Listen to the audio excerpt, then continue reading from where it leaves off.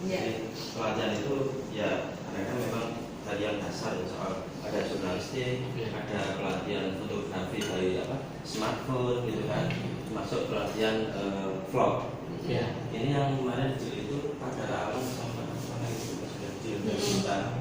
Jadi Kominfo itu mengkoordinir, tetapi ini menjadi semangat kolektif bahwa setiap dinas itu memang harus ada yang menjadi tugasnya masing-masing. Karena dari data di dinas apa itu tidak panik karena misalnya masalah belum ada atau tapi di sini memang juru bicara utamanya tetap itu di Mas